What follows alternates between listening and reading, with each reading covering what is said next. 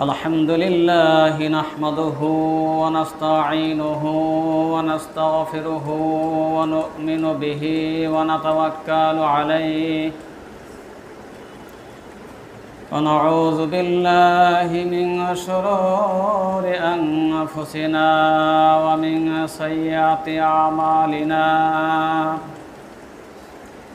ونشهد أن لا إله إلا الله وحده لا شريك له ونشهد أن سيدنا ومولانا محمدًا عبده ورسوله الذي أرسله بالحق بشيرًا ونذيرًا وداعيًا إلى الله بإذنه وسراجًا منيرًا فقد قال الله تعالى في كلامه المجيد وفرقانه الحميد أعوذ بالله من الشيطان الرجيم بسم الله الرحمن الرحيم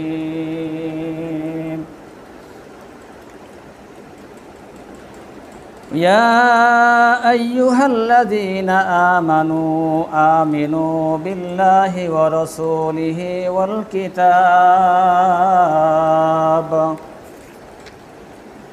الذي نزل على رسوله والكتاب الذي أنزل من قبل ومن يكفر بالله وملائكته وكتبه ورسله واليوم الآخر فقد ضل ضلالا بعيدا وقال الله تعالى في آيات الأخرى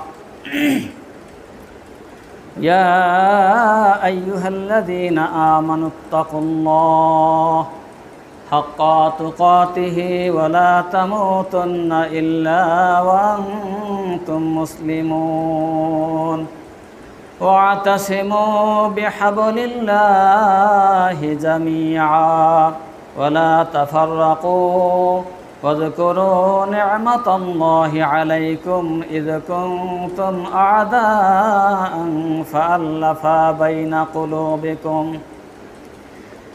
فألف بين قلوبكم فأصبحتم بنعمته إخوانا وكنتم على شفا حفرة من النار فأنقذكم منها كذلك يبين الله لكم آياته لعلكم تهتدون ولتكن منكم أمة يدعون إلى الخير ويأمرون بالمعروف وينهون عن المنكر وأولئك هم المفلحون إن الله وملائكته يصلون على النبي يا أيها الذين آمنوا صلوا عليه وسلموا تسليما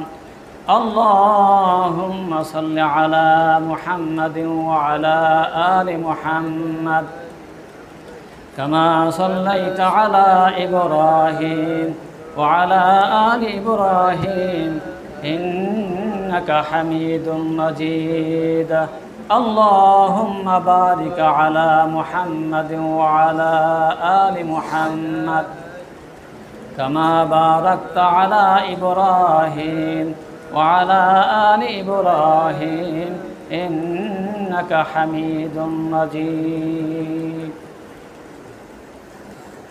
উপস্থিত সম্মানিত মুসল্লিয়ান کرام আসসালামু আলাইকুম ওয়া রাহমাতুল্লাহি ওয়া বারাকাতুহু। মহান রব্বুল আলামিনের দরবারে অসংখ্য শুকরিয়া জ্ঞাপন করছি যে আল্লাহ রাব্বুল আলামিন হাজারো ব্যস্ততার মধ্য থেকে এবং অসংখ্য অগণিত মানুষদের মধ্য থেকে আল্লাহ তাআলা আপনাদেরকে ও আমাকে তার মহান হুকুম সলাতুল জুমুআ আদায়ের উদ্দেশ্যে তারিঘর এই মসজিদে আসার, বসার, দুই একটি কথা বলার এবং শোনার সুযোগ করে দিলেন যে এই মহান মাবুদ, সে আল্লাহ তাআলা দরবারে শুকরিয়া তান সকলে বলি আলহামদুলিল্লাহ। সম্মানিত উপস্থিতি, আজকে আপনাদের সম্মুখে মূলত যেই বিষয়ের উপরে কিছু কথা রাখতে চাই সেটা হলো আমাদের আকীদা বিশুদ্ধ হওয়া সম্পর্কে বা আকীদা দুরুস্ত হওয়া সম্পর্কে।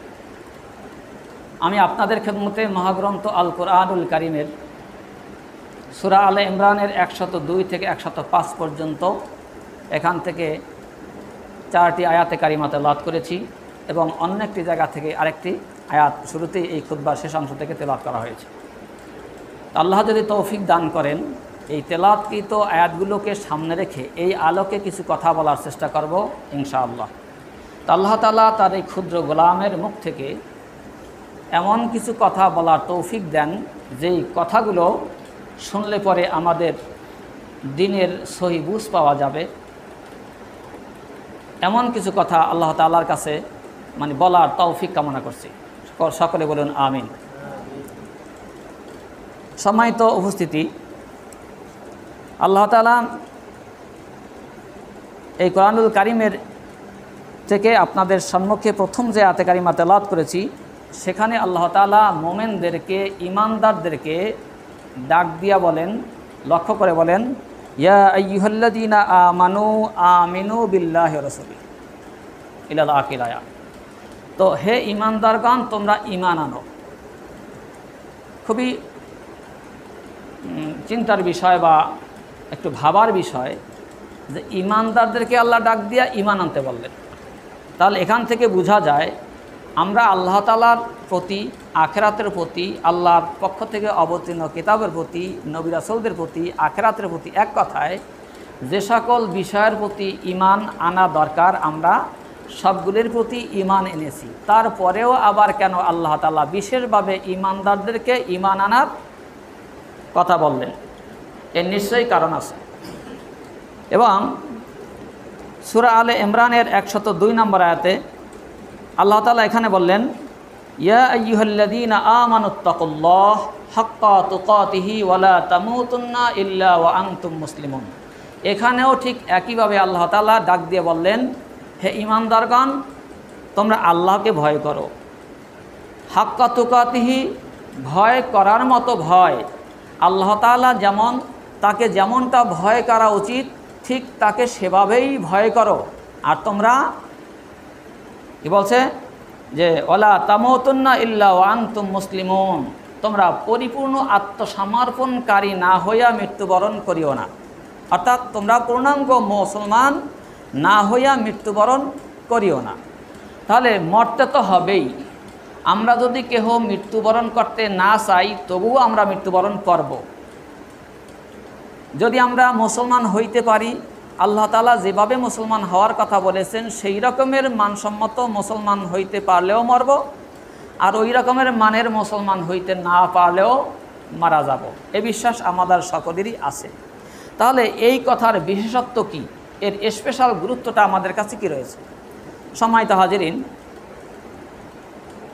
আল্লাহ তাআলার পক্ষ থেকে মনোনীত সর্বশেষ এবং সর্বশ্রেষ্ঠ নবী ও রাসূল হযরত মুহাম্মদুর রাসূলুল্লাহ সাল্লাল্লাহু আলাইহি ওয়াসাল্লাম, তার পক্ষ থেকে মনোনীত এই নবীকে আল্লাহ তাআলা তার দ্বীনকে পরিপূর্ণ করার জন্য বাছাই করলেন এবং তার দ্বীনী কাজে সহযোগিতা করার জন্য আল্লাহ তাআলার সাহাবায়ে কেরামদের মধ্য থেকে, তখনকার সময়ের মানুষদের মধ্য থেকে কিছু কিছু লোকদেরকে বাছাই করে আল্লাহ তাআলা নিলেন এই দ্বীনের জন্য, তথা নবী করিম সাল্লাল্লাহু আলাইহি সাল্লামের সাথী হিসাবে কাজ করে দ্বীনের আঞ্জাম ঘটাবে সারা বিশ্বের বুকে আল্লাহ তাআলার এই পবিত্র কালেমা, তার এই তাওহীদ, তার একাত্মবাদ, তার বরত্ব এবং এই রিসালাতের এই যে দাওয়াতি মিশনের কাজে অংশগ্রহণ করবে, রাসূলকে সার্বিক সহযোগিতা করবে দ্বীন কায়েমের এই পথে।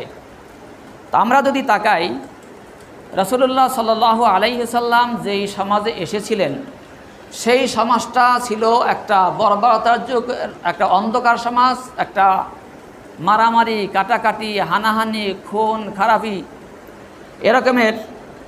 এই রকমের বিভিন্ন রকমের সমস্যায় জর্জরিত একটি সমাজে তিনি এসেছিলেন, আল্লাহ তাকে পাঠিয়েছিলেন।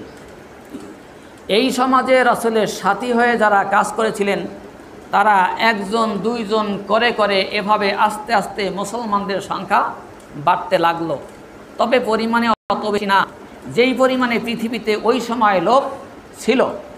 তাহলে মুষ্টিমেয় কতিপয় লোক রাসূল করিম সাল্লাল্লাহু আলাইহি সাল্লামের সাথী হওয়ার সুবাদে আল্লাহ তাআলা তাদের মাধ্যমে সারা পৃথিবীতে ইসলামের বিজয় ঢঙ্কা বাজিয়ে দিলেন, ইসলামের চূড়ান্ত বিজয় ঘটালেন। তখন পৃথিবীর সুপার পাওয়ারে পরিণত হলো ইসলাম এবং মুসলমানেরা। রাসূলুল্লাহ সাল্লাল্লাহু আলাইহি সাল্লামের নেতৃত্বে পৃথিবীর সকল জায়গায় ইসলামের দাওয়াত পৌঁছে গেল এবং সাহাবায়ে কেরামও সারা পৃথিবীতে ছড়িয়ে পড়লেন দ্বীনের এই দাওয়াত নিয়ে। এখন আমরা যদি চিন্তা করে দেখি, তখনকার সময়ের এই সাহাবায়ে কেরাম, তারপরে তাবেঈ, তারপর তাবেঈ, এভাবে করে শুরু করে আজ পর্যন্ত পৃথিবীর বিভিন্ন দেশে দেশে লক্ষ লক্ষ আলেম ওলামা, বিভিন্ন রকমের শিক্ষা প্রতিষ্ঠান, মসজিদ, মাদ্রাসা, ইউনিভার্সিটি, খানকা, নানা পর্যায়ে এই দ্বীন প্রচারের কাজের আঞ্জাম দিয়ে যাচ্ছেন।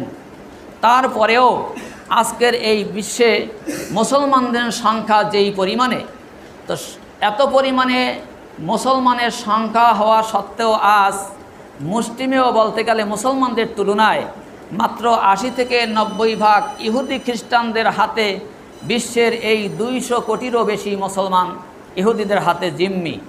আজকের ইসলাম পৃথিবীতে বিজয়ী বেশে নেই।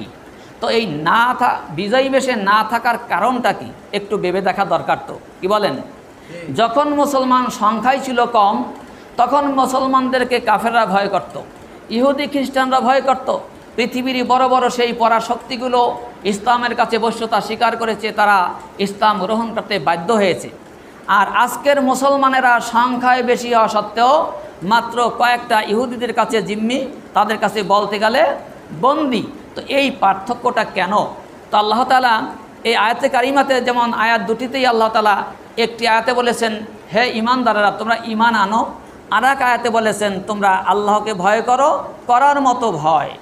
তাহলে আমরা যদি সংক্ষেপে যদি চিন্তা করি তাহলে আমরা তিনটা বিষয় আমরা এখান থেকে মানে সারমর্ম হিসাবে নিতে পারি। তিনটা শব্দ, যে সাহাবায়ে কেরাম ছেড়েছিলেন কি, তারা গ্রহণ করছেন কি, তারা পেয়েছেন কি। কারণ তাদের ভিতরে চিন্তা, চেতনা, বিশ্বাস, আকীদা, আমল, মানে কোনো কর্ম তো তাদের ভিতরে খালি ছিল না। তারাও তো সেই সময়ে ইবাদত বন্দেগী যাই বলি কিছু একটা করতো, তো তাদের তো মাথায় একটা চিন্তা ছিল। তাহলে কিসের পরিবর্তন হলো? চিন্তার পরিবর্তন, তাদের বিশ্বাসের পরিবর্তন। তারা যাহা কিছু গ্রহণ করেছিল সব কিছু তারা ছেড়েছে, পরিবর্তে তারা দ্বীন গ্রহণ করেছে, তারা বিশ্বাস করেছে, তার নবীকে আল্লাহ রসুল হিসাবে তারা গ্রহণ করেছে, জীবনের চলার পথের জীবন বিধান হিসাবে কোরআনকে গ্রহণ করেছে। ফলে আল্লাহ তাআলা তাদেরকে জান্নাতি মানুষ বানিয়ে দিয়েছেন। সুবহানাল্লাহ। তারা ছিলেন জাহান্নামের একেবারে খাদের কিনারে, তারা ছিল জাহান্নামের একেবারে কাছে। সেখান থেকে আল্লাহ তাআলা তার স্বীয় অনুগ্রহের মাধ্যমে সেই জাহান্নামের খাদের কিনার থেকে আল্লাহ তাআলা তাদেরকে জান্নাতি মানুষে পরিণত করে দিলেন। তাহলে যেই নবীর উপরে কোরআনুল কারীম অবতীর্ণ হয়েছিল সেই কোরআন তো আজও আমাদের মাঝে আছে। কি আছে না নাই? আছে। আমরা পড়ি, আমরা অধ্যয়ন করি, আমরা গবেষণা করি, আমরা রিসার্চ করি। লক্ষ লক্ষ ওলামায়ে কেরাম, লক্ষ লক্ষ হাফেজে কোরআন, কি বলেন ঠিক না? হ্যাঁ, অসংখ্য হাফেজ। একটা তথ্যে দেখলাম বাংলাদেশে 25 লক্ষ কোরআনের হাফেজ আছে। বললাম আলহামদুলিল্লাহ, আলহামদুলিল্লাহ। এরকমের সারা পৃথিবীতে লক্ষ লক্ষ হাফেজ আছে, আলেম আছে, মুফতি আছে, মুহাদ্দিস আছে, লক্ষ লক্ষ বিভিন্ন রাষ্ট্র মিলিয়ে মাদ্রাসাও আছে, খানকা আছে, মসজিদ আছে। তাহলে এত কিছু সত্ত্বেও আজকের মুসলমান ইহুদি খ্রিস্টানদের কাছে মার খায় কেন? কারণ আছে না নাই? একটু খুঁজে দেখা দরকার কি না? দেখা দরকার না? তো এর সংক্ষিপ্তভাবে আমি আমার ক্ষুদ্র চিন্তা থেকে যেই বিষয়টা আমার কাছে মনে হয় বা যে তথ্যটা পাই সেটা হলো আমার দৃষ্টিতে যে সাহাবায়ে কেরাম ভয় করার মতো আল্লাহকে ভয় করেছে। কাকে? যখন তারা আল্লাহকেই ভয় করার মতো ভয় করেছে তখন সারা পৃথিবীর সকল পরাশক্তি ওই মুসলমানদেরকে ভয় করেছে। কথা বলেন ঠিক কিনা? আর বর্তমান সময়ে আমরা বিভিন্ন তাগুতি শক্তিদেরকে এবং রাষ্ট্রের শাসকদেরকে এদেরকে যেমন ভয় করি আর দুনিয়ার সম্পদের প্রতি মহাব্বত করি। বিভিন্ন অর্থ সম্পদ, টাকা পয়সা, বাড়ি গাড়ি, নারী, এগুলি আমরা বেশি মহাব্বত করি। আর ভয় করি রাজা বাদশাকে, ভয় করি তাগুতি শক্তিকে। আর রাষ্ট্রীয় শাসন ক্ষমতায় যারা বসা আছে তারাও ভয় করে আর এক দাদাবাবুকে অথবা সেই বিশ্বের পরাশক্তিকে। মূলত আল্লাহর ভয় তাদের অন্তরেও নাই, আর বলতে গেলে আমরা যারা আছি আমাদের অন্তরেও নাই। তো প্রকৃত যে ভয় করার কথা বলা হয়েছে, আল্লাহকে ভয় করো, করার মতো করো। ধর্মীয় কিছু আচার অনুষ্ঠানের মধ্যেই শুধু আল্লাহর প্রতি আমাদের ভয়টা সীমাবদ্ধ। যেমন কিছুদিন আগে আমরা 30টা রোজা রেখেছি, আল্লাহকে ভয় করেছি। তো সেই ভয়ের কিছু প্র্যাকটিস, তাকওয়ার কিছু প্র্যাকটিস আমরা সিয়াম সাধনার মধ্য দিয়ে আমরা করেছি। কিন্তু ইসলাম কি শুধু এই সিয়াম সাধনা এখানেই শেষ? ইসলাম কি নামাজ পড়ার মধ্যেই শেষ? ইসলাম কি হজের মধ্যেই শেষ? না। রাসূলুল্লাহ সাল্লাল্লাহু আলাইহি সাল্লাম আল্লাহর পক্ষ থেকে এই দিনের দাওয়াতি মিশনের দায়িত্ব পাওয়ার পর থেকে যদি আমরা তার জীবন, তার কর্মকাণ্ড এবং সাহাবায়ে কেরামদের কর্মকাণ্ড যদি আমরা বিচার বিশ্লেষণ করে দেখি, রাসূল করিম সাল্লাল্লাহু আলাইহি সাল্লাম যেই সেক্টরে কাজ করেছেন সেই সেক্টরে আমাদেরও কাজ করা উচিত। যদি আমরা তা করতে পারি তাহলেই ইসলামের পরিপূর্ণ অনুকরণ বা মানা আমাদের পক্ষে হবে। যদি আমরা সবটা না মেনে বিশেষ কিছু আচার অনুষ্ঠানকে মেনে নেই তাহলে আমাদের পরিপূর্ণ ইসলাম মানা হবে না। আর এমত অবস্থায় ইসলামের চূড়ান্ত বিজয়ও কাফেরদের উপরে হবে না। লক্ষ্য করুন, আমরা অনেকে পড়াশোনার ক্ষেত্রে আমরা ইসলামের ইতিহাস নামে একটা বিষয় পড়েছি। কি বলেন? অনেক ইসলামের ইতিহাস পড়েছেন না? আচ্ছা, ইসলামের ইতিহাস এসএসসি বলেন, ইন্টারমিডিয়েট বলেন, ডিগ্রি অনার্স মাস্টার্স বলেন, এই ইসলামের ইতিহাস পড়তে গেলে প্রথম থেকে আরব ভূখণ্ড, আরব দেশের ভৌগোলিক অবস্থা সম্পর্কে সিলেবাসে আছে। তারপরে মুহাম্মদুর রাসূলুল্লাহ সাল্লাল্লাহু আলাইহি সাল্লামের নবুয়ত প্রাপ্তির আগ মুহূর্তটা, যেটাকে বলা হয় আইয়ামে জাহেলিয়া তথা অন্ধকার যুগ, জাহিলিয়া যুগ, এই সময়ের বিরাট একটা সময় ধরে আলোচনা করা হয়েছে। এরপরে নবী মুহাম্মদ সাল্লাল্লাহু আলাইহি সাল্লামের আবির্ভাবের পরে তার সেখানে জন্ম, তার চরিত্র, এ সমস্ত বিষয় নিয়ে আলোচনা করা হয়েছে। এরপরে রাসূলুল্লাহ সাল্লাল্লাহু আলাইহি সাল্লামের বয়স যখন 40 বছরে উপনীত হলেন তখনই তার উপরে ওহী অবতীর্ণ হলো, তিনি ওহীপ্রাপ্ত হলেন। সেই ওহী পাওয়ার পর থেকে সুদীর্ঘ 23 বছর যাবৎ তিনি ইসলামের দাওয়াতি কাজ করলেন সাহাবাদেরকে সাথে নিয়ে। তো এই 23টি বছরে তিনি দাওয়াতি জিন্দিগির শুরু থেকে শেষ পর্যন্ত আল্লাহ তাআলা তার মাধ্যমে দিনের চূড়ান্ত বিজয় দান করলেন। তাহলে তিনি কোন কোন সেক্টরে কাজ করেছিলেন? আমরা যদি ইসলামের ইতিহাস বা কোরআন হাদিসকে যদি সামগ্রিকভাবে যদি আমাদের সামনে আমরা খেয়ালে নিয়ে আসি তাহলে আমরা কি পাই? এই দিনের বিস্তৃতির ভিতরে রাসূল সাল্লাল্লাহু আলাইহি সাল্লাম যে সংস্কারগুলি করেছেন, প্রথমেই তিনি করেছেন মানুষের চিন্তার পরিবর্তন ঘটালেন, মানুষের বিশ্বাসের পরিবর্তন ঘটালেন। সেখানে ব্যক্তিগত পরিবর্তন, সামাজিক পরিবর্তন, রাজনৈতিক পরিবর্তন, অর্থনৈতিক পরিবর্তন, মৌলিকভাবে এই রকমের কয়েকগুলি সেক্টরে তিনি সংস্কার করলেন। প্রত্যেকটি সেক্টরেরই অন্তর্ভুক্ত আরও শাখা, বিভিন্ন রকমের শাখা রয়েছে। সেখানে অর্থনৈতিক সেক্টর বলেন, ব্যাংকিং ব্যবস্থা বলেন, সেখানে বিচার ব্যবস্থা বলেন, সেখানে নারীদের অধিকার বলেন, পিতামাতা ও সন্তান সন্ততি, স্বামী স্ত্রী সকলে পরস্পর একে অপরের দায়িত্ব কর্তব্য কী হবে সেটার বিস্তারিত ব্যাখ্যা দিলেন। একজন সফল রাষ্ট্রনায়ক হিসেবে কীভাবে দেশ চালাতে হবে তার প্রমাণ তিনি রাখলেন। একজন চিফ জাস্টিস, প্রধান বিচারপতির কী গুণাগুণ, কীভাবে কাজ করতে হবে সে পরিচয় তিনি তার কর্মের মাধ্যমে দিলেন। একজন সফল স্বামীর পরিচয় দিলেন, একজন আদর্শ পিতার পরিচয় দিলেন। এমনিভাবে যেদিকেই তাকাই আমরা মানুষ, বিশেষ করে আমরা মুসলমানের জিন্দিগির যতটা সেক্টর রয়েছে সকল সেক্টরেই তিনি পরিপূর্ণতার সাথে দ্বীনের পরিপূর্ণ পরিচয় এবং আমলের মধ্য দিয়ে তার পরিপূর্ণ চিত্রায়িত করলেন। সম্মানিত উপস্থিতি, তাহলে আমরা আজকের বিশেষ করে লক্ষ্য করুন ফিলিস্তিনের দিকে, যেখানে 7ই অক্টোবর থেকে শুরু করে আজ পর্যন্ত বলতে গেলে প্রায় 6.5 মাস ধরে, সেই ইহুদি ও খ্রিস্টানদের যোগ শাসনে, তাদের ঐক্যবদ্ধ প্রচেষ্টায় মুসলমানদের, বিশেষ করে নিরীহ মানুষদের, নারী শিশুদের উপরে নির্বিচারে তাদের প্রতি যে অন্যায় অবিচারগুলি চালিয়ে যাচ্ছে, বিশ্বের মুসলমানদের ভিতরে কি তেমন কোনো ব্যথা আছে? ব্যথা থাকলেও আপনার আমার মতো যারা সাধারণ মানুষ, যারা আমরা কিছু করতে পারি না, রাষ্ট্রীয় খেলাফতি শক্তি যাদের আপনার আমার হাতে নাই, আপনার আমার ব্যথায় অন্তরটা ব্যথিত, আমি খুবই অনুতাপ করি, অনুতপ্ত হই। কিন্তু তাদের এই অবস্থায় বিশ্বের 57টা মুসলিম কান্ট্রি, এই মুসলিম রাষ্ট্রপ্রধানরা যদি একটু ব্যথিত হইতো, একটু যদি ভূমিকা নিত, তাহলে কি ওই ইহুদি খ্রিস্টান তাদের উপর কি বোমার আঘাত চালিয়ে যেতে পারত? কি বলেন, পারত? তাহলে আমরা এই আয়াতকে সামনে রেখেই একটু দেখব যে আমাদের ইমানের অবস্থা তাহলে কোন পর্যায়ে আছে। আল্লাহ তাআলা এখানে বলছেন, আল্লাহকে ভয় করার মতো করো আর মুসলমান না হইয়া মৃত্যুবরণ করিও না। লক্ষ্য করুন, কোরআনুল কারিমের ভিতরে 2টা জায়গায় পেয়েছি। একটা জায়গা হলো তোমরা দিন কায়েমের ব্যাপারে, ইকামতে দিনের ব্যাপারে তোমরা পরস্পর মতানৈক্যে জড়িও না, ভিন্ন মত অবলম্বন করিও না। আন আকিমুদ্দিন ওয়ালা তাতাফাররাকু ফিহা, তোমরা দিন কায়েমের বেলায় নানা রকমের মতে বিভক্ত হয়ে যেও না। আর একটা এখানে আছে, আল্লাহ তাআলা তার রজ্জুকে, তার রজ্জু বলতে এখানে যে রশি, সেটা কোরআনকেই বোঝানো হয়েছে, তথা দিনকে।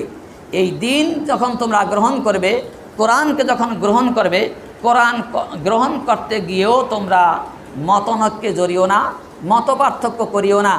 এখানে আল্লাহ তাআলা বলেন, সূরা আলে ইমরানের 3 নম্বর আয়াতে আল্লাহ তাআলা বলেন, ওয়াতাসিমু বিহাবলিল্লাহি জামিআ, তোমরা ঐক্যবদ্ধভাবে মজবুতির সাথে, দৃঢ়তার সাথে তোমরা আল্লাহর রজ্জুকে ধারণ করো, তথা কোরআনকে ধারণ করো। ওয়ালা তাতাফাররাকু, তোমরা পরস্পর বিচ্ছিন্ন হইও না। ওয়াযকুরু নি'মাতাল্লাহি আলাইকুম ইয কুনতুম আ'দাআ, যে তোমরা আল্লাহ তাআলা প্রদত্ত যে নিয়ামত, সেই নিয়ামতের কথা স্মরণ করো। ওয়াযকুরু নি'মাতাল্লাহি আলাইকুম ইয কুনতুম আ'দাআ, তোমরা তো ছিলে পরস্পরের শত্রু, একে অপরের শত্রু ছিলে। ফাআল্লাফা বাইনা কুলুবিকুম ফাসবাহতুম বিনি'মাতিহি, ফলে আল্লাহ তাআলার পরে আল্লাহ তাআলা তার নিয়ামতে তোমাদের পরস্পরের ভিতরে একটা হৃদয়ের বন্ধন সৃষ্টি করে দিলেন, তোমাদের ভিতরে একটা ভ্রাতৃত্বের বন্ধন সৃষ্টি করে দিলেন তোমাদের অন্তরের ভিতরে। ফাসবাহতুম নি'মাতিন ইখওয়ানা ওয়া কুনতুম আলা শাফা হুফরাতিন মিনান নার, তোমরা তো ছিলে জাহান্নামের সেই গভীর খাদের কিনারে। ফাআনকাযাকুম মিনহা, সেখান থেকে আল্লাহ তাআলা তোমাদেরকে রক্ষা করলেন। কাযালিকা ইউবাইয়িনুল্লাহু লাকুম আয়াতি, এমনিভাবে আল্লাহ তাআলা তার নিদর্শনাবলীকে, তার বিধানকে, তার আয়াতকে সুস্পষ্টভাবে তোমাদের কাছে তুলে ধরেন। লাআল্লাকুম তাহতাদুন, যাতে তোমরা হেদায়েতের পথে টিকে থাকতে পারো। সম্মানিত ভাই সব, এই কথাগুলি অবতীর্ণ হয়েছে আজ থেকে ১৫০০ বছর আগে। রাসূল করিম সাল্লাল্লাহু আলাইহি সাল্লামের উপর অবতীর্ণ হয়েছে, তার সামনে ছিলেন সাহাবায়ে কেরাম, তৎকালীন সমাজের মানুষ। তাই বলে কি কোরআনের এই কথাগুলি শুধু তাদের মধ্যেই সীমাবদ্ধ থাকবে? না, কিয়ামত পর্যন্ত অনাগতকালের সকল মোমেনদেরকে লক্ষ্য করেই এই কথাগুলো। আল্লাহ তাআলা মোমেনদেরকে ডাক দিয়ে বেশ কিছু পরামর্শ দিলেন, নসিহত করলেন, কৌশল শিখালেন। কিন্তু অতীব দুঃখের বিষয় যে পরামর্শ শিখালেন আমাদেরকে, কিন্তু আমরা আল্লাহ তাআলার পক্ষ থেকে সেই নসিহত গ্রহণ আমরা করি না, বরং আমাদের যেটা শিক্ষা গ্রহণ করার কথা সেইটা গ্রহণ করলো কাফের মুশরিকে, আর কাফের মুশরিকদের যে চরিত্র তুলে ধরলেন সেইটা গ্রহণ করলাম আমরা। তাহলে আমি শুরুতে যেই কথাটা বলেছিলাম যে সাহাবায়ে কেরাম সংখ্যায় ছিলেন কম, তারপরেও তারা পৃথিবীতে সুপার পাওয়ার ছিলেন, তাদেরকে কাফেররা ভয় করত। আজকের মুসলমানদেরকে কাফেররা ভয় পায় না, বরং কাফেরদেরকে মুসলমানরা ভয় পায়। শুধু সাধারণ মুসলমানেরা না, মুসলমান শাসকরা পর্যন্ত কাফেরদেরকে ভয় পায়। তার কারণ সাহাবায়ে কেরাম আয়ামে জাহিলিয়া যুগে যেই সমস্ত বিশ্বাস, আকীদা, কর্ম লালন করত, সেইগুলি পরিহার করে তারা যেটা গ্রহণ করেছে, সেই দিন, সেই কোরআন, সেই আল্লাহ রজ্জুকে গ্রহণ করার কারণে তারা হয়েছে পৃথিবীর সুপার পাওয়ার। আর আমরা তাদের সেই পরিত্যাগ করা, সেই জাহিলি যুগের সমস্ত কর্মকাণ্ড আমরা গ্রহণ করেছি, আর আল্লাহ তাআলার সেই নিয়ামত আমরা ছেড়ে দিয়েছি, বিদায় হয়েছে উল্টা। এখন আমরা সংখ্যায় বেশি হলেও এই ইহুদি কাফের, বিশেষ করে এই খ্রিস্টানদের কাছে আমরা জিম্মি। লক্ষ্য করুন, ইরানের পক্ষ থেকে দীর্ঘ প্রায় 6.5 মাস অত্যাচার নির্যাতন চালানোর পরে যখন তারা কয়েকটি ক্ষেপণাস্ত্র বলি বা মিসাইল বলি, যাই বলি, তাদের সামরিক শক্তি যখন প্রয়োগ করল, সারা পৃথিবীর কাফের মুশরিকদের টনক নড়ে গেল। তাদের যেভাবে একদিন বা এক রাতের এক আঘাতের কারণে তারা সব কাফের গোষ্ঠী যখন ঐক্যবদ্ধ হয়ে কান খাড়া করল, সজাগ হয়ে গেল, সচেতন হয়ে গেল, সতর্কতা অবলম্বন করল, আমরা মুসলিম বিশ্বের শাসক গোষ্ঠী তারা এই 6.5 মাস যাবৎ মুসলমানদের সেই নিরীহ সাধারণ নারী, পুরুষ ও শিশুদের উপরে যে নির্যাতন চালালো, এজন্য কি আমরা উল্লেখযোগ্য কোনো পদক্ষেপ নিতে দেখেছি? বিশ্বের কোনো মুসলিম শাসককে দেখি নাই। তার কারণ কি? আল্লাহ তাআলা যেই ভয়ের কথা বলেছেন, এমনভাবে ডাক দিয়ে বলেছেন, নির্দিষ্ট করে সাধারণ শাসিত যারা আমরা, আমাদেরকেও নির্দিষ্ট করে বলেন নাই, নির্দিষ্ট করে শাসক গোষ্ঠীদেরকেও বলেন নাই। আল্লাহ তাআলার কথাগুলি এতটাই হিকমতপূর্ণ যে আল্লাহ তাআলার এই একই কথার ভিতরে আমরা সকল শ্রেণী পেশার মানুষ, আমরা এর ভিতরে আমরা জড়িত। সম্মানিত উপস্থিতি, যদি সরকারের পক্ষ থেকে কোনো একটা অর্ডার হয়, সেই অর্ডারটা হয় সরকারের প্রশাসন থেকে, পালন করবে সাধারণ মানুষ। তবে সেই অর্ডারটা হলে পরে বিভিন্ন সেক্টর বা বিভিন্ন দপ্তর হইয়া সাধারণ মানুষের কাছে পৌঁছে। কি সিস্টেমটা ঠিক আছে কিনা ভাইজান? ঠিক আছে তো?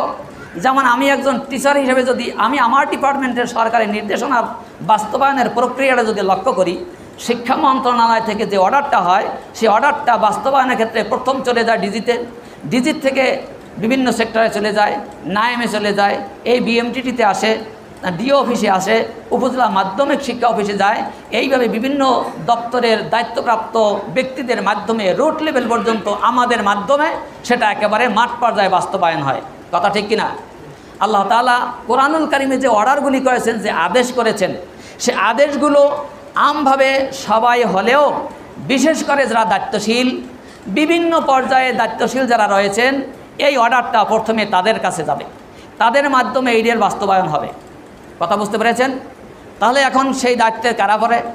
একটি দেশের সর্বোচ্চ দায়িত্বে রয়েছেন সরকার প্রধান, রাষ্ট্রপ্রধান, মন্ত্রিপরিষদ, স্পিকার, ডিসি, এসপি, বিভিন্ন চিফ জাস্টিস, বিভিন্ন ডিপার্টমেন্টে যারা আছেন, বিচার বিভাগে আছেন, সকল সেক্টরের দায়িত্বশীল যারা আছে, এই প্রথম অর্ডারটা তাদের উপরে যায় এবং সাধারণ মানুষ পর্যায়ক্রমে আসবে। আপনি আমিও কিন্তু দায়িত্ব থেকে মুক্ত না, তবে তাদের মতো এত বড় দায়িত্বশীল আপনি আমি না। আপনি আমি হয়তো পরিবার প্রধান হিসাবে এই পরিবারের দায়িত্বশীল। কেউ যদি কমিশনার হয়, তার ওই এরিয়ার আর তার ক্ষমতার এরিয়ার ভিতরে সে দায়িত্বশীল। আমি যদি মাদ্রাসার বা স্কুলে একজন টিচার হই, তো আমি আমার পেশার সাথে সম্পৃক্ত যতটুকু কর্মক্ষেত্র আছে, ওই কর্মক্ষেত্রের ওইটুকুর জবাবদিহিতা আমাকে করতে হবে, আমি ও জায়গার দায়িত্বশীল। এমনিভাবে আমরা প্রত্যেকের জায়গায় দায়িত্বশীল। সম্মানিত ভাই সব, তো আমরা এই জায়গায় আল্লাহকে ভয় করার মতো ভয় করবে। প্রথমে যদি ওই দায়িত্বশীল ব্যক্তিরা আল্লাহকে ভয় করার মতো ভয় করে, তাহলেই তার ওই দায়িত্বের অধীনস্থ যারা আছে সকলেই অনেকটাই আল্লাহ তাআলার প্রিয় বান্দায় পরিণত হতে পারে ওই নেতাদের কারণে, কারণ তারা আমাদের প্রতিনিধিত্ব করেন। তাই আমাদের পক্ষ থেকে তারা যে কাজগুলি করেন সেগুলি মূলত আমাদেরই কাজ। সম্মানিত উপস্থিতি, আপনাদেরকে যদি জিজ্ঞাসা করা হয় যারা গাড়ি চালায়, বাস চালায়, ট্রেন চালায় বা বিমান চালায়, আচ্ছা প্রশিক্ষণ দরকার কার? আমরা যারা যাত্রী বাসে উঠে বসি, এই বাস চালানোর প্রশিক্ষণ কি আমাদের দরকার, না বাস চালানোর ড্রাইভারের দরকার? প্রশিক্ষণ কার দরকার? যিনি গাড়ি চালান, দায়িত্বশীল, ওনার তো দরকার। কোরআনুল কারীমের ভিতরে যত জায়গায় আদেশ, যত জায়গায় নির্দেশ, যত জায়গায় নসিহত গ্রহণের প্রথম দায়িত্ব হলো যারা দায়িত্বশীল তাদের। কথা বুঝতে পেরেছেন? কিন্তু আপনারা খেয়াল করে দেখুন, শাসক গোষ্ঠী তারাও যে আইন করে, আজন্ম স্বার্থ পূজারী মানুষের পক্ষে কখনো নিঃস্বার্থ আইন তৈরি করা কারো পক্ষেই সম্ভব না, তাতে যে দলই ক্ষমতা থাকুক না কেন। কথা বুঝতে পেরেছেন? কারণ মানুষ আত্মপূজারী, স্বার্থ পূজারী, নিজেকে সেভ করা, নিজের লাভটা আগে থাকবে, তারপর অপরের লাভ। কথা বুঝতে পেরেছেন? কোনো শাসক কি এমন আইন করবে যেই আইনের ফাঁদে পড়ে নিজেকে বিপদে পড়তে হয়? একে কোনো বোকাই করবে না। তো এ কারণে এই মানুষ কিভাবে সুন্দরভাবে চলবে, ব্যক্তি চলবে, সমাজ চলবে, রাষ্ট্র চলবে, সকল কিছু পরিচালনার নিঃস্বার্থ আইন, যারা শাসক শাসিত, রাজা প্রজা, স্থানীয় ভাড়াটিয়া, ধনী গরিব, সকল পর্যায়ে মানুষের ভিতরে একটা সামঞ্জস্যতা থাকে, সকলে যাতে ইনসাফ বিচার পায়, সমান মর্যাদা, তাদের ন্যায্য মর্যাদা নিয়ে তারা বেঁচে থাকতে পারে, এটা আল্লাহ তাআলা করে দিয়েছেন। যাই হোক, সম্মানিত উপস্থিতি, যেখানে আল্লাহ তাআলা তার কোরআনকে গ্রহণ করতে বললেন, এক্ষেত্রে কোনো মতপার্থক্য করতে নিষেধ করলেন। কিন্তু বাস্তবে আমরা কি দেখি? আমরা মতপার্থক্য এইটা নিয়েই বেশি দেখি কি না? আপনারা একটু লক্ষ্য করে দেখবেন, আমাদের সমাজে শীতের সিজনে অনেক মাহফিল হয় না? অনেক মাহফিল হয়। কিছু কিছু মাহফিলের কার্ডে দেখবেন 50 জন, 60 জন, 70 জন, এমনকি আমি একটা মাহফিলে দেখেছি 96 জন দাওয়াতি, মানে বিভিন্ন পর্যায়ের কার্ডের ভিতরে তাদের নাম কতজন? 96 জন। কিন্তু মাহফিল যখন চলতেছে, রাত প্রায় 1:30 বেজে গেল, তখন পর্যন্ত স্টেজ এবং সামনে উপস্থিত সকল জনতা মিলে গুণে 50 জনও হয় নাই। তো যারা মাহফিলের আয়োজন করলেন এতজন, এ মাহফিলের নসিহত শুধু ওই ফলরে বসে তাদের জন্য? নসিহত তো আগে হবে আলেমদের জন্য, আগে তো হবে মাহফিল, এই নসিহতে আলোচনা শোনা হলো সমাজ চালায় যারা, তাদের জন্য। কিন্তু মাহফিলের আয়োজকদের ভিতরে অন্যতম ব্যক্তি হিসাবে তাদের নাম থাকতে হবে। যদি তাদের নাম না থাকে, মাহফিল হইতে দেওয়া হবে না, মাহফিল হবে না। তারা বিভিন্ন কাজে ব্যস্ত থাকে, আসতেও পারে না, মাহফিলে উপস্থিত থাকতে পারে না। হয়তো 500 বা 1000 টাকা দিল, যার কারণে তার নাম থাকতেই হবে, নচেত মাহফিল কিন্তু হবে না। ব্যাপারটা এমন ঘটে কিনা? তাহলে মাহফিল কার জন্য? কোরআন হাদিসের আলোচনা কাকে শোনাবার জন্য?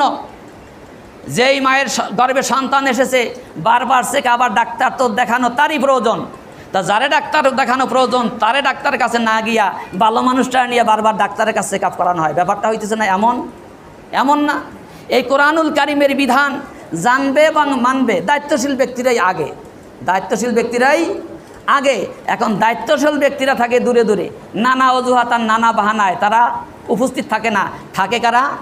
কৃষক, দিনমজুর, ভাড়াটিয়া, শিশু বাচ্চারা, এইরকম কয়েকজন সামনে থাকে। তাহলে দেখেছেন তো মাহফিলের ধরন। আসলে এ দিয়ে কি বাস্তবে কোরআন হাদিসের আলোচনার মধ্য দিয়ে যে এই জিনিসটা মুসলমানরা গ্রহণ করবে, সেই জিনিসটা কি হইতে আছে? আসলেই না, হইতেছে না। ঠিক শাসক গোষ্ঠীর দিকে তাকালেও ঠিক সেম চিত্র। তাহলে আমরা দেখতে পারি একই মুদ্রার এপিঠ আর ওপিঠ। তার মানে হলো, শাসকরা এক পর্যায়ে তারা কোরআনের সেই নসিহত থেকে এক পর্যায়ে তারা যেমন দূরে সরে আছে, আমাদের আলেম সমাজের মধ্য থেকে বিরাট একটা অংশ, জানি না, আমার দৃষ্টিতে হয়তো তারা ভুলের মধ্যে আছে, ভুল পথে তারা চলছে। বেশ কয়েকশো বছর আগের থেকে এই ধারাটা চলে আসতেছে। কি তারা? দেখুন, এখানে আল্লাহ তাআলা বলছেন, সবটা আলোচনা হয়তো করা সম্ভব হবে না। তো এখানে 4 নম্বর আয়াতে, অর্থাৎ সূরা আল ইমরান 104 নম্বর আয়াতে আল্লাহ তাআলা বলেন, ওয়ালতাকুম মিনকুম উম্মাতুন ইয়াদউনা ইলাল খায়রি ওয়া ইয়া'মুরুনা বিল মা'রুফি ওয়া ইয়ানহাউনা আনিল মুনকার ওয়া উলাইকা হুমুল মুফলিহুন। আপনাদের কারো কাছে একটু ব্যাখ্যা লাগতে পারে, একটু মানে কি বলেন, মত পার্থক্যর মতো লাগে যে অধিকাংশ আলেমরা হয়তো ভুলের মধ্যে আছে, আমি আয়াতে কারিমা এবং একটি হাদিস দিয়ে একটু বোঝাবার চেষ্টা করব, হয়তো আপনাদের বুঝের পার্থক্য আশা করি সেটা ঘাটতিটা পূরণ হয়ে যাবে। আল্লাহ তাআলা এখানে বলছেন অলতাকুম মিনকুম উম্মাতুন, তোমাদের মধ্যে এমন একটা দল, এমন একটা গোত্র, এমন একটা উম্মাত হওয়া দরকার যারা ইয়াদউনা ইলাল খায়র, তারা মানুষদেরকে কল্যাণের পথে আহ্বান করবে, ওয়ায়ামুরুনা বিল মারুফ, সৎ কাজের আদেশ করবে, ওয়ায়ানহাউনা আনিল মুনকার, অসৎ কাজের, তারা অন্যায় কাজের বাধা প্রদান করবে, ওয়া উলাইকা হুমুল মুফলিহুন, এমন কর্ম করবে যারা, তারাই হলো সফল মুমিন। কথা বুঝতে পেরেছেন? আচ্ছা, দেখি আয়াতের সাথে রাসূল করিম সাল্লাল্লাহু আলাইহি সাল্লামের অসংখ্য অগণিত হাদিসের মধ্য থেকে একটি হাদিস আছে, ওয়ান আবি সাঈদ আল খুদরি রাদিয়াল্লাহু তাআলা আনহু আন রাসূলুল্লাহ সাল্লাল্লাহু আলাইহি সাল্লাম قال মান রাআ মিনকুম মুনকারান ফালিয়ুগাইয়িরহু বিয়াদিহি ফাইন লাম ইয়াস্তাতি ফাবিলিসানিহি ফাইন লাম ইয়াস্তাতি ফাবিকলবিহি ওয়া যালিকা আদাফুল ঈমান, রাওয়াহু মুসলিম। এই হাদিসটি মুসলিম শরীফের হাদিস।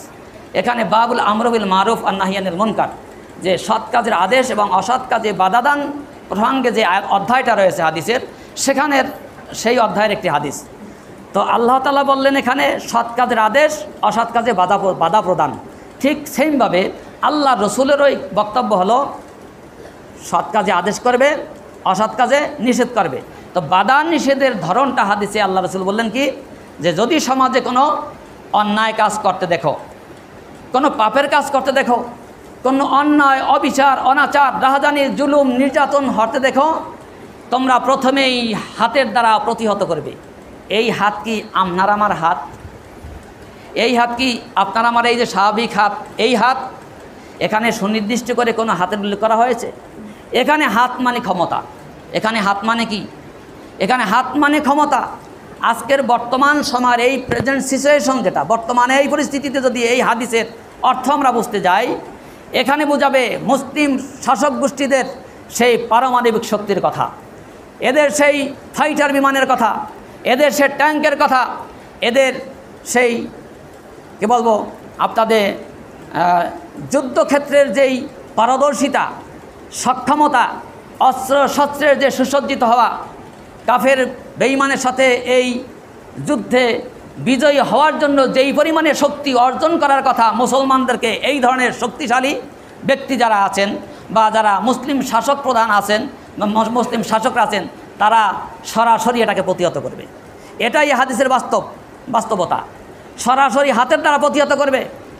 অথচ আল্লাহ রসুল এই নসিহত করলেন মুসলমানদেরকে, কিন্তু উল্টা আমল করল বাইডেন। যখন 7ই অক্টোবর ফিলিস্তিন আক্রমণ হয়, সাথে সাথে এই আক্রমণে সরাসরি সমর্থন করেছে কে? বাইডেন করেছে, আমেরিকা করেছে। তাহলে এইখানে এই আক্রমণের পরে মুসলমানদেরকে যে বোমা মেরে মুসলমানদেরকে অত্যাচার করে নানা রকমের ভিটা ছাড়া, বাড়ি ছাড়া, সন্তান হারা করলো, তাদেরকে একেবারে কি বলবো, এরকমের হত্যাযজ্ঞ বর্তমানে এই বিজ্ঞানের যুগে আশা সাধারণত মানুষ করে না। কিন্তু তারপরেও সমস্ত বিবেককে উপেক্ষা করে, বিশ্ব বিবেককে উপেক্ষা করা, তারা একচেটিয়া যে নির্যাতন চালিয়ে যাচ্ছে, এর পিছনে একচেটিয়া সমর্থন করে গেছে কে? আমেরিকা বিশ্বের পরাশক্তি।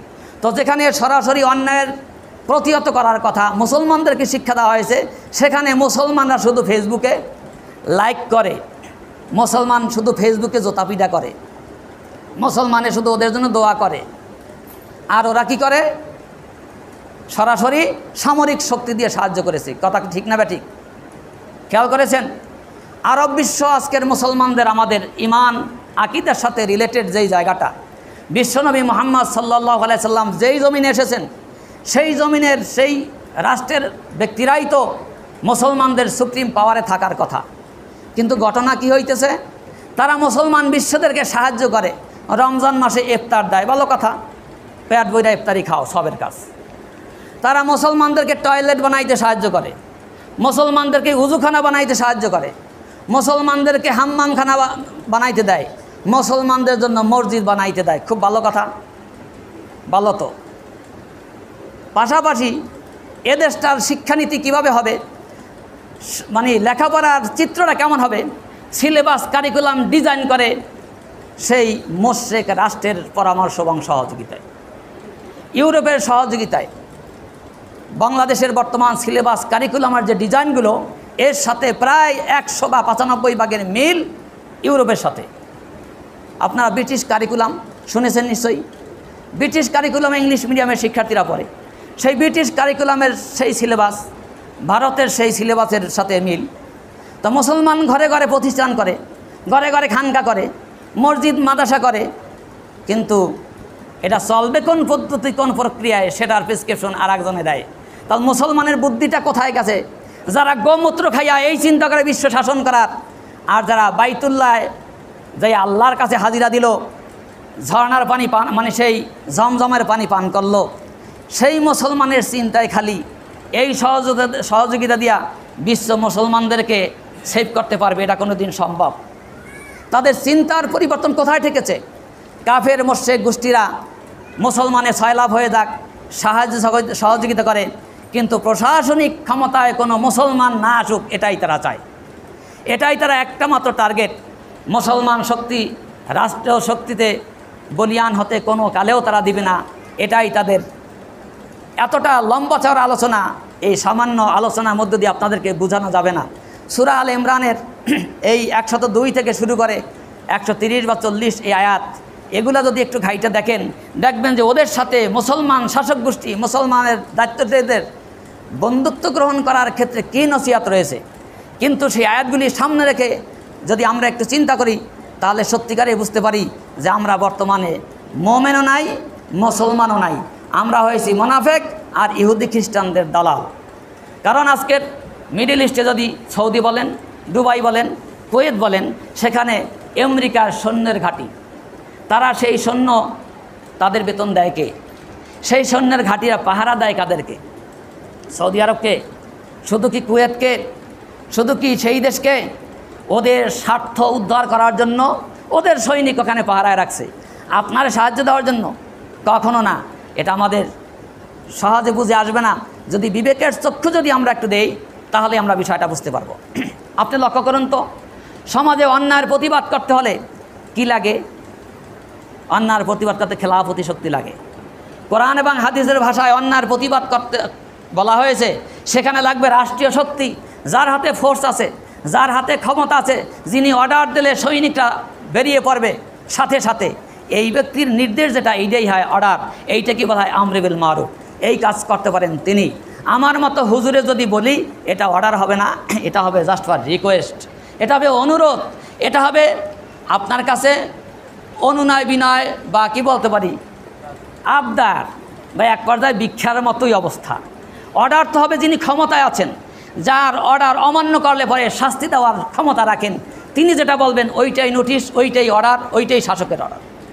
তাহলে ভালো কাজ করতে হইলে, অর্ডার দিতে হলে সেখানেও রাষ্ট্রীয় শক্তি লাগবে, আর অন্যায়ের প্রতিবাদ করতে হলে সেখানেও শাসন ক্ষমতা লাগবে। এগুলা কি আলেমদের হাতে আছে? আছে। এই জন্য দোষী এই আলেম সমাজ, আপনার আমার মতে এই বড় বড় দাড়িওয়ালা যুগওয়ালা হুজুররাই। কারণ তারা মুসলমানদের চিন্তা চেতনা বিশ্বাসের ভিতরে কোরআনটাকে টোটালি আলাদা করে ফেলছে। এটা বলেছে ধর্মীয় কিতাব, পুত পবিত্র ধর্মগ্রন্থ, এটা প্রশাসনিক সেক্টরে এটাকে আনা যাবে না। এই সুযোগে দুনিয়ার স্বার্থ পূজারী যারা সুযোগ সন্ধানী, তারা এইটাকে সুযোগ হিসাবে গ্রহণ করে, এটাকেও তারা বাস্তবে কাজে লাগান শুরু করেছে।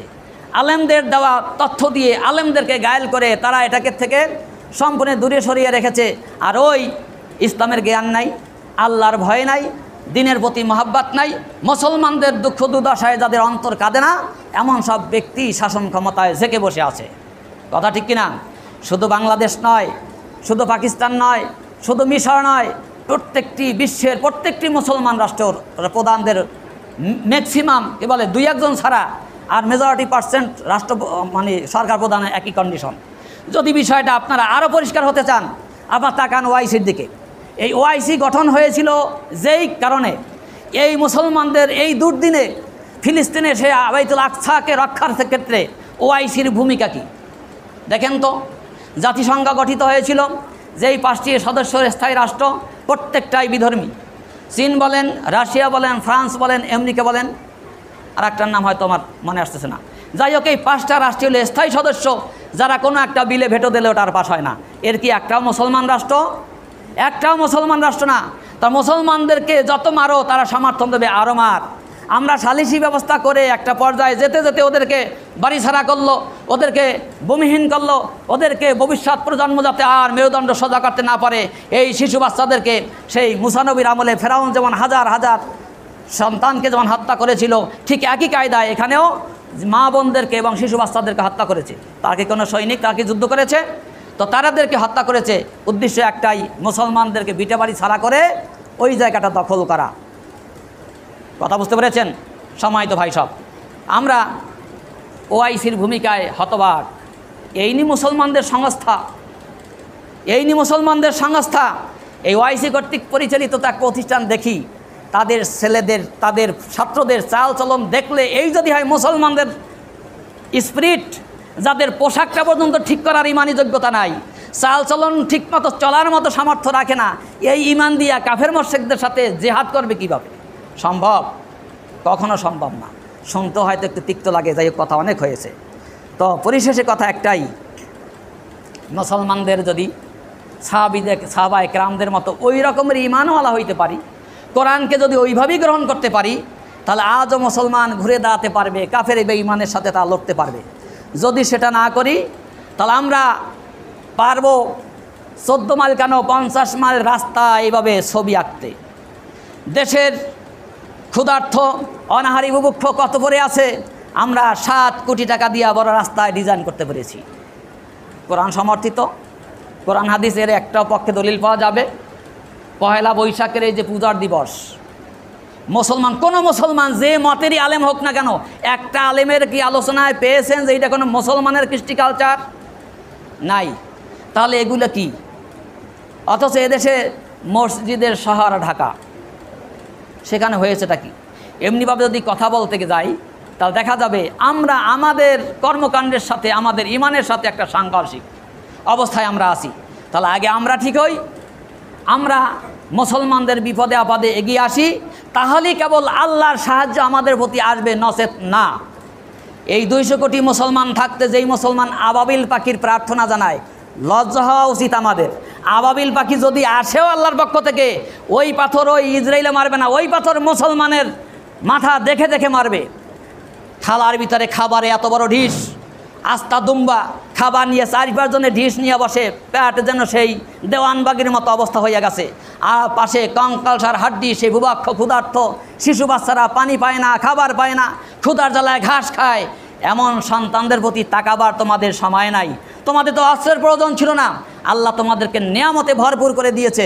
সেই নিয়ামতগুলি কিছু সময়ের জন্য যদি বন্ধ করে দাও, তোদের তো দম এমনি বন্ধ হয়ে যায়। হ্যাঁ, এমনি তোরা মুসলমানদের কাছে সমঝোতায় আসতে বাধ্য হয়। তা না করে মুসলমানদের এই দুর্দিনে তুমি সহযোগিতার হাত না বাড়িয়ে বরং ইহুদি খ্রিস্টানদের সাথে বাণিজ্যিক চুক্তিতে এগিয়ে আসো। হায় মুসলমান, এই ধরনের মুসলমানরা আজকের মুসলমানদের যেভাবে সংগঠিত করে, ইমানে বলে বলিয়ান করার কথা ছিল, আজকে নানা মত নানা ফেরকা ছড়ানো হয়েছে, যাতে করে মুসলমানদের ভিতরে কোরআন এবং হাদিস থেকেই আলোচনা হয়, অথচ একের সাথে অপরে এতটা দ্বন্দ্ব যে দ্বন্দ্বটা মনে হয় মারাত্মক, যার জন্য আজকের আমাদের মুসলমান শক্তি একত্রিত হয়ে শক্তিতে পরিণত হয় না, বরং ঝগড়ার পরিণত হয়, ঝগড়ার উৎস তৈরি হয়। সম্মানিত ভাই সব, আর কথা বলতে চাই না, অনেক সময় হয়েছে, অনেক কথা বলে ফেলেছি। যদিও তারপর গরমের দিন একটু দেরিতে হইলে অবশ্য সমস্যা নাই। তো আমি আমার আলোচনা এখানেই শেষ করছি। তো আশা করি আজকের এই ক্ষুদ্র আলোচনা থেকে একটু হলেও আপনারা হয়তো একটু ধারণা পেয়েছেন। আমরা মুসলমান, আমরা বিশ্বের ভিতরে সর্বশ্রেষ্ঠ জাতি, কুনতুম খায়রা উম্মাতিন উখরিজাত লিন-নাস। অথচ আমরা আমাদের সমাজের, আমাদের ব্যক্তি এই ছোট ছোট চিন্তা আমরা করি, কিন্তু কাফের বেঈমানেরা সারা বিশ্বকে নিয়ে চিন্তা করে। যেই কথা চিন্তা করার কথা ছিল মুসলমানের, যেই হযরত আবু বকর, ওমর, ওসমান আলী, এদের কথা বলে বলে আমরা অনেকে এলমে তাসাউফের সবক দেই যে 400-450 মাইল দূর থেকে হযরত ওমর রাদিয়াল্লাহু তাআলা ইয়া সারিয়া আল জাবাল এভাবে সৈনিকদেরকে কমান্ড করলেন। কিন্তু সেই হুজুরদের মুখে শুনি না যে বিশ্বনবী মুহাম্মদ রাসূলুল্লাহ সাল্লাল্লাহু আলাইহি ওয়াসাল্লাম আটার বস্তা নিয়ে অবাক্য ক্ষুধার্ত, সে অভাবী ক্ষুধার্ত মানুষের ধারে ধারে গিয়ে খোঁজ নিয়েছিলেন। সেই বৈশিষ্ট্য মুসলমান হারিয়ে যাওয়ার কারণে আজকের বেরাক বলেন, অন্যান্য সেই সুদী অর্থনৈতিক সেই সংগঠনগুলো তৈরি হয়েছে সেই ওমরের মতো ভূমিকা মুসলমানেরা না রাখার কারণে। এজন্য দায়ী আমরা, এজন্যের আফসোস করতে হয় আমাদের। তাই আল্লাহ তাআলা আমাদের সকলকে সত্যিকার অর্থে সাহাবায়ে কেরাম দিন যেমন বুঝেছিলেন, আল্লাহকে যেভাবে ভয় করেছিলেন, ওই রকমের ভয় করার মতো, দিনকে বোঝার মতো তৌফিক আল্লাহ আমাদের দান করুন। আমিন। ওয়া আখিরু দাওয়ানা আনিল হামদুলিল্লাহি রাব্বিল আলামিন। আপনারা সুন্নাত নামাজ পড়েন।